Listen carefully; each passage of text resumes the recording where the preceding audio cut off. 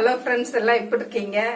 இன்னைக்கு நாம செய்ய போற டிஷ் என்னன்னு பாத்தீங்கன்னா கட்லா ஃபிஷ் ஃப்ரை செய்ய போறோம். அதுக்கு இன்னைக்கு நாங்க 1.5 கிலோ கட்லா மீன் எடுத்திருக்கோம். எங்க வீட்டுல 3 பேரு. எங்க ஹஸ்பண்ட் சாப்பிட மாட்டாரு, நானும் பையன் தான். அதுக்கு எங்களுக்கு இது போதுமானது. ஃபிஷ் ஃப்ரை பண்றதுக்கு ஒரு ட்ரிக் ஒன்று உங்களுக்கு சொல்லி தர போறேன் நானு. இந்த ட்ரிக் என்னன்னு தெரியணும்னா இந்த வீடியோவை முழுசா பாருங்க. வாங்க வீடியோக்குள்ள போலாம். நிறைய பேர் மீன் வறுத்தாக்க மசால் எண்ணெயில தனியா பிரிஞ்சு வந்துருங்கிறாங்க. அது வராம இருக்கிறதுக்கு நான் சொல்லித்தரேன் ஒரு ட்ரிக். அது எப்படின்னு பாருங்க. இஞ்சி ஒரு துண்டு, பூண்டு 2 பல்லு, 1 ஸ்பூன் மிளகாத்தூள் எடுத்திருக்கோம். அவங்கவுங்க காரத்துக்கு தகுந்த மாதிரி சேர்த்து போட்டுக்குங்க. 2 ஸ்பூன் மல்லித்தூள் எடுத்துக்கோங்க. காஷ்மீர் மிளகாத்தூள் 1.5 ஸ்பூன், உப்பு தேவையான அளவு, மஞ்சத்தூள் 1 ஸ்பூன், கரம் மசாலா 1/2 ஸ்பூன், அரிசி மாவு 1 ஸ்பூன். இந்த அரிசி மாவு போட்டாதான் மேல இருக்கிற மசாலா எல்லாம் எண்ணெயில இறங்காம அப்படியே இருக்கும். லெமன் 1 ஸ்பூன்,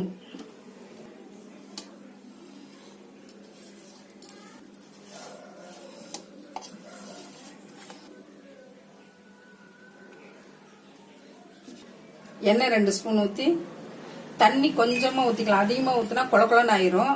சும்மா ஒரு 1/4 டம்ளர் அரைக்கிற அளவு மட்டும் ஊத்தி அரைச்சு எடுத்துடலாம். அரைச்சிட்டு உப்பு கரெக்டா இருக்குதான்னு பார்த்துட்டு போட்டுக்குங்க. இது மாதிரி நல்லா ஃபைன் பேஸ்டா அரைச்சு எடுத்து வச்சுக்கோங்க.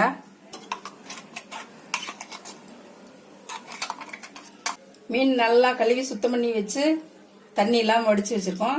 இப்போ மசாலா ஒன்னொன்னா தொடச்சு எடுத்து வைக்கலாம். துடைக்கும் போதே பாருங்க நல்லா எப்படி ஒட்டுதுன்னு.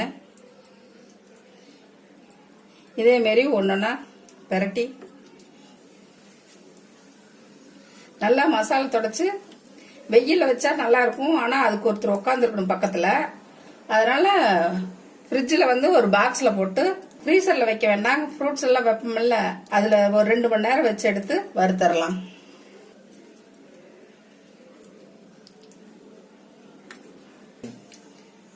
பேஸ்ட் பாருங்க, மசாலா எல்லாம் நல்லா பூசியாச்சு.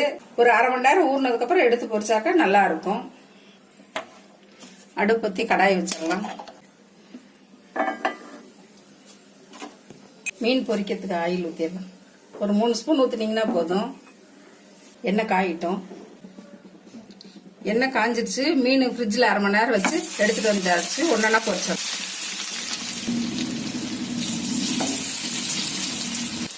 மீன் பாருங்க, எண்ணெயில போட்டுட்டோம். மசால் தெரியாம அப்படியே மீன்லயே ஒட்டி இருக்கு பாருங்க. இந்த ட்ரிக் நீங்களும் யூஸ் பண்ணி வீட்டுல வறுத்து பாருங்க. இந்த எண்ணெய் சலசல படங்களதும் மீனை திருப்பி போடணும்.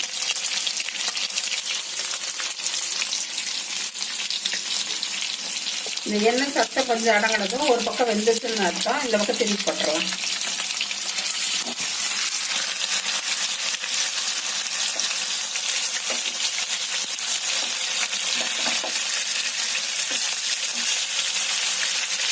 மசாலா எல்லாம் மீன்ல எப்படி நல்லா ஒட்டி இருக்கு பாருங்க. எண்ணெயில பிரியாம நல்லா கிறிஸ்பியா வந்திருக்கு.